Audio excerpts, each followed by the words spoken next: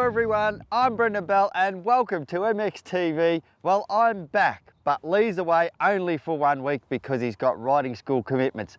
So let's get straight into the show, because on today's show we take a look at V8 supercar driver Todd Kelly's mint KLX 450. And talking about V8 supercar drivers, we let Nissan Motorsport and GB galvanising driver Dale Woods take the KX 250 for a ride and find out what he thinks of it. Macca finds out a whole lot more about Lee as he sits down with him in Where Are They Now?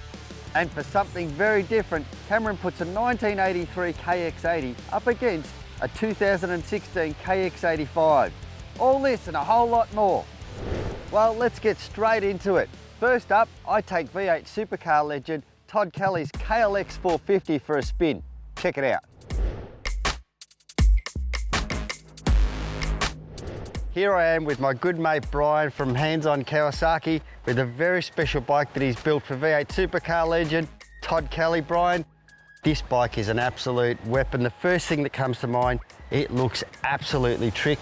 Tell us about what you've done to it, mate. We really wanted to redefine the KLX, so we took a standard one and totally stripped it to a bare frame. Behind Todd's back, we had to keep it a secret, and we did some painting and things like that. We laced some black rims in and did the black frame, tricked up all the bits and pieces with his levers, oversized disc. We put a 19-inch rear wheel in it, and I worked really hard on the jetting to give it that extra bit, but mechanically the engine, she's stock standard. We really wanted to build something that showcased what we could do in our service department and show our appreciation to our great mate Toddy. It does look the part, and hopefully when we ride it, we'll see what all that comes to. I can't wait to get out and have a ride on it. You actually have never ridden it. I've never ridden it. I've probably spent 50 hours building it. He treats this thing with kid gloves, so... And he doesn't know we've got it. No, he's in New Zealand. I snuck down there and grabbed it out of his shed while he's in New Zealand, so I'm actually really keen to see if I put it together properly. Let's go out and have a ride and see what's like. Let's rip.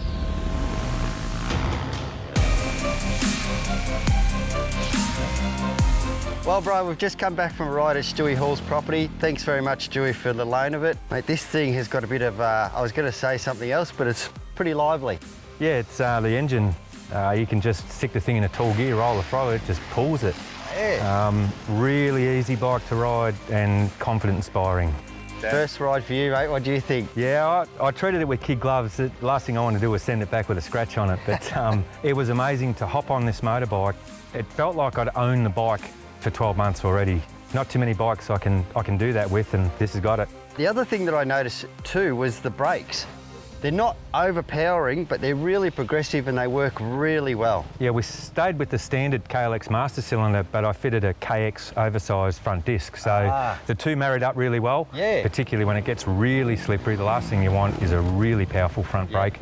And the thing you do notice about this is how well you have jetted it. It has all the way through. There's no lag in it being a carby. It's like riding a fuel-injected bike. It's a good thing, mate. I was pretty happy with that, because a little ride that I'd had up and down the car park out the front of the shop when she was first created, it's a different environment when you get it out into the bush. Yep. So you're on and off the throttle, and you know there's wheel spin and jumps and all that sort of stuff. So to have it carbureting as crisp and clean as it is, yeah, I'm pretty happy with that.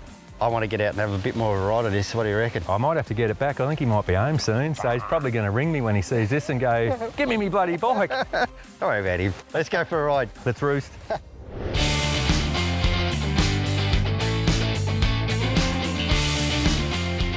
Hi everyone, this is Jason from the Wilson's Cool Air Motor Factory Suzuki team. This weekend we're going to show you chain and spoke maintenance. Checking your spokes, all you really need is a spoke spanner or a small spoke torque wrench. And you're basically listening to the sound of the spoke on the feel of the spoke to check the cylinder looseness. On the chain side of things, we're just measuring. Simple fact of checking the measurement of the spike sitting on the stand with the chain. With the measurement of the chain, you just simply need a ruler or vernier caliper to measure the slack in the chain.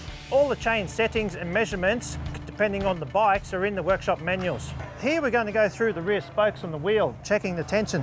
I like personally just to check them, turn the wheel and check them with my fingers first to see is any are loose, any are too tight.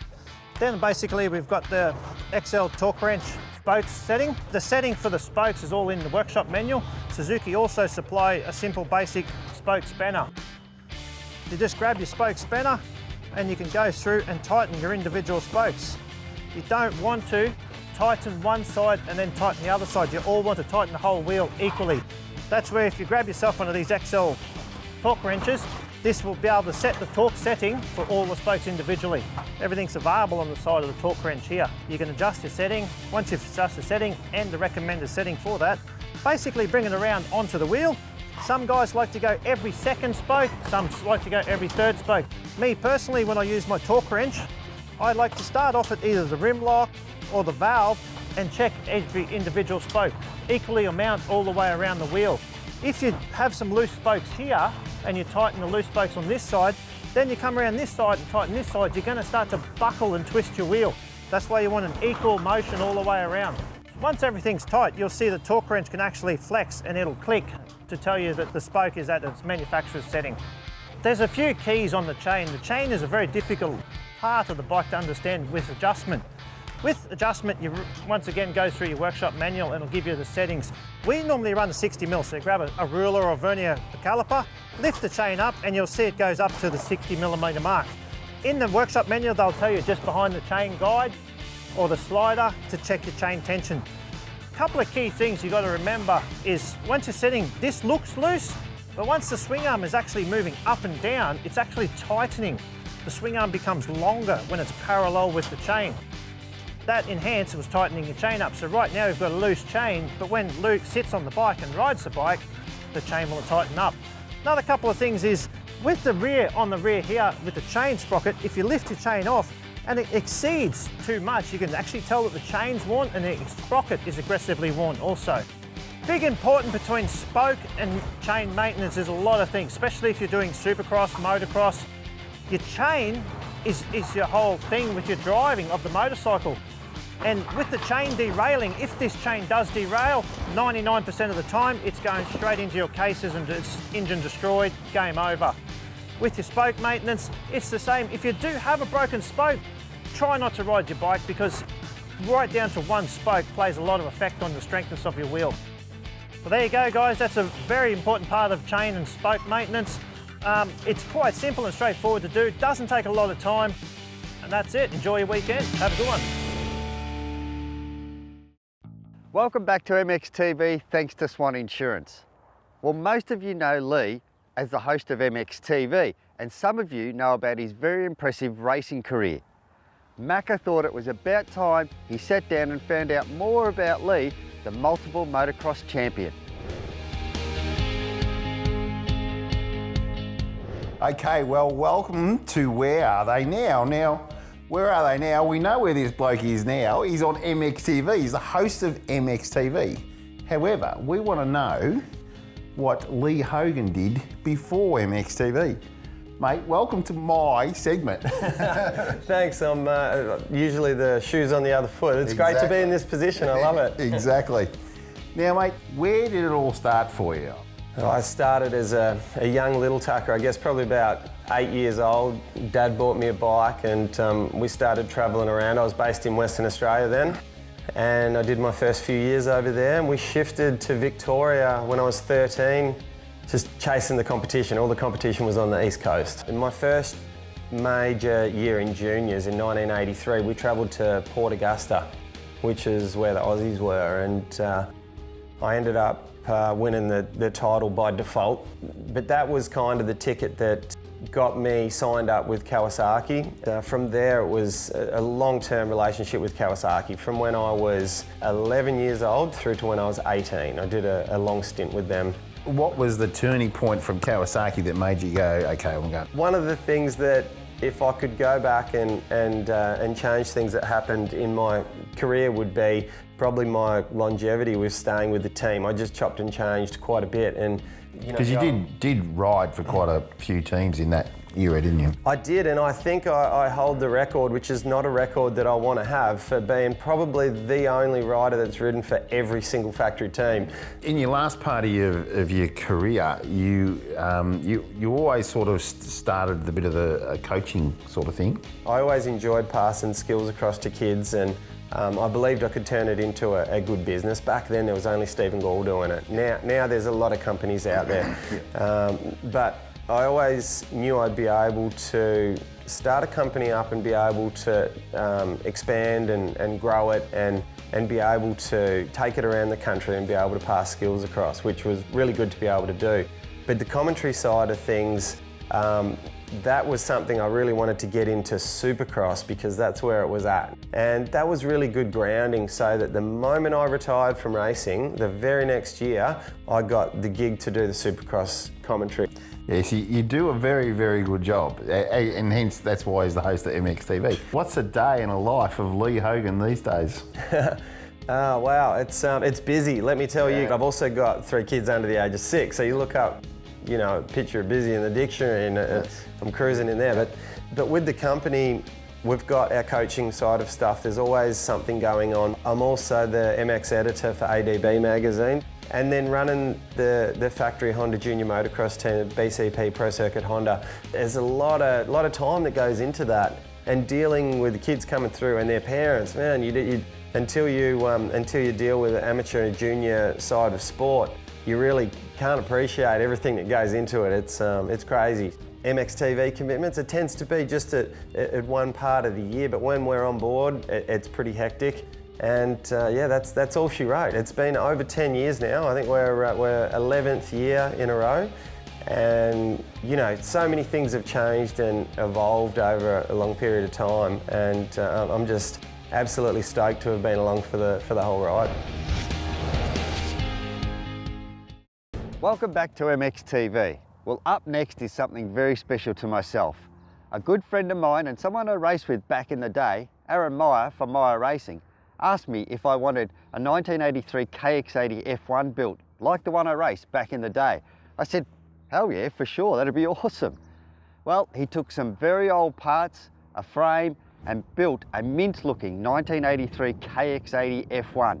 So I said, why don't we put this against Cameron's 2016 KX85 and see how it fares? Check this out. Well, Cam, here we are at Ride Park today, mate. It's a little bit chilly, but I've got a very special test for you today. Yeah, what's that?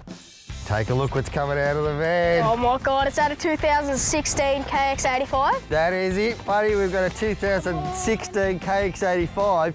But not only that, oh, no. There's something very special coming out of the van next. Is that a 2018 KX85? Or No. what? No, it's not.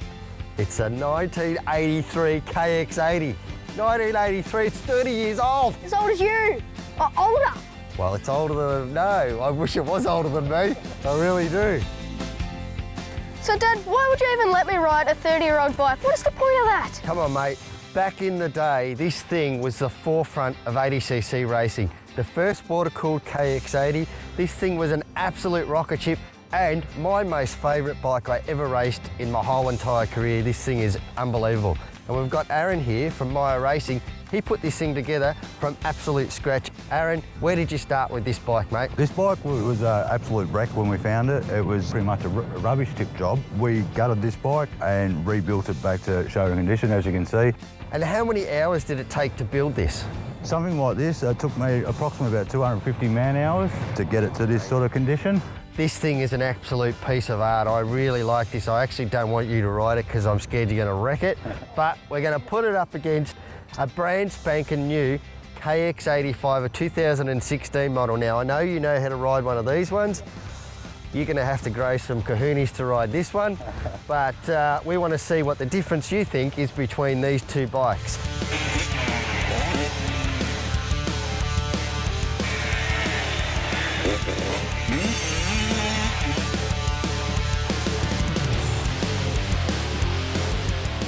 So my first thoughts when I got onto the F1 was that it was a lot smaller than the 2016 model. So the other thing was about the F1 is that the seat was a lot wider and a lot spongier. The one thing that I really found odd was the gear shift lever. It was very close to the foot peg.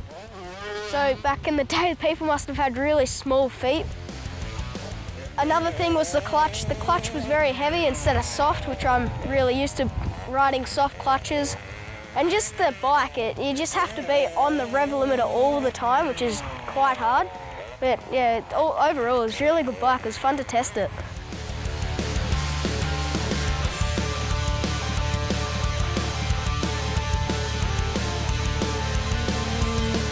So in the speed test when we were doing it, to tell you the truth, it didn't really feel like I was going that fast. It would have that horse, it would go, "Rah," and it would slowly pick it up, very slowly.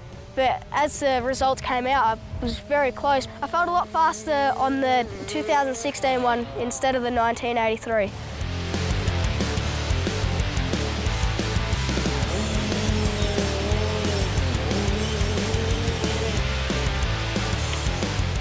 So the F1 did pretty well on the brake test and it felt exactly the same. The brakes felt identical. I know they're drum brakes, but they're identical. There's no difference.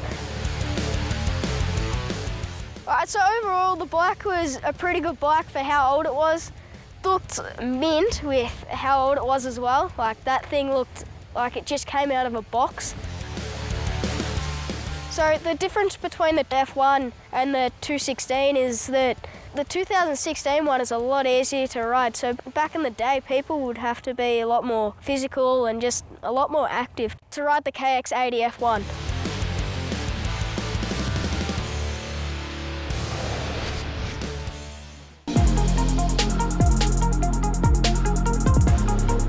Joining us now is V8 supercar driver Dale Wood from the GB Galvanising Nissan Altima Group. Thanks very much, mate, for joining us. Hey, thanks for having me on. I know it's a mouthful, but no, pretty happy to be out here today. I'm glad I got through that too, buddy. Well, mate, you're here to give this bike a thrashing. It's built by Handsy at Hands on Kawasaki. It's all full of bling. I'm actually really keen because you ride a 450 normally, don't you? I do, yep. Yeah, so first of all, mate, you don't want one of those helmets. Well, mate, I brought the wrong helmet out. You have. So we've got a helmet for you that's all right, awesome. Have all the bells and whistles and drinks. No radio for me to talk to you. No, it's just you by yourself out there, mate. But certainly, get changed, get out there and thrash this thing. Good stuff, thanks very much. Cheers.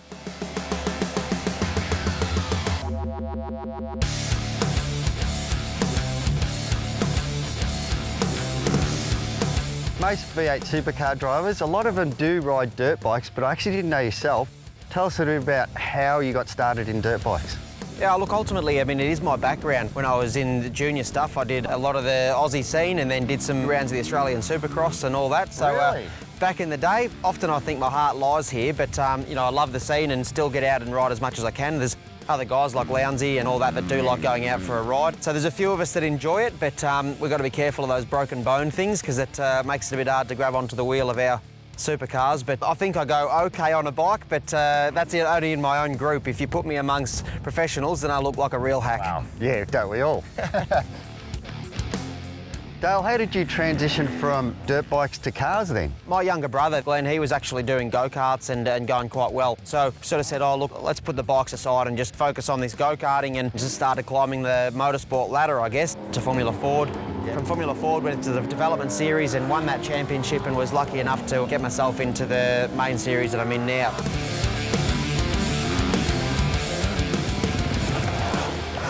Oh, man. How was it? Mate, I wasn't going to pull in. That's a good thing. That's a really good thing. Seriously cool. I can't believe the brake performance. I'm casing nearly everything out there. Yep. And the suspension recovers me perfectly, but you know, the track's rough and over that little stuff, I'd normally, I reckon, be getting a fair bit of arm pump and that I'm on 450 and this is just plumb. It's just really nice over that stuff, braking bumps. Cornering, which is not always my specialty, it's just makes me feel like it's just taking me along for a good ride. Really happy, mate. The power blows me away. It's got that nice throaty sound of a 250, but the exhaust system that's on this is something special. It's just got so much pull off the bottom and I'm a very happy man. I'll often use two fingers on like my 450, but then one finger was doing plenty of work coming into the corners. Clutch is actually nice and light and really good feel. So I don't have a bad word to say about it at the moment. I was lucky enough to have a 2015 250. Yep. I reckon my first call I'll make as I'm driving home will be, can I please get a new 2017 250? I was that happy on it. Sounds like you need to get back out there and ride a little bit more on it. Yeah, I'm straight back out. Thanks very much and thanks for the opportunity. Thanks very much, mate. Thanks for joining us. Thanks, Brendan. Cheers, guys. Do I get the keys to the Nissan now? Or? You can have the Nissan as long as I can have this. It's on. Wow, for a racing car driver, Dale can ride a bike well. It's almost time to go, but don't worry, if you've just tuned in and you want to see the show, all you got to do is download the +7 app and you can see the episode again if you'd like. All right, thank you very much for watching. We'll see you guys next week. Until then, don't forget, hold it on!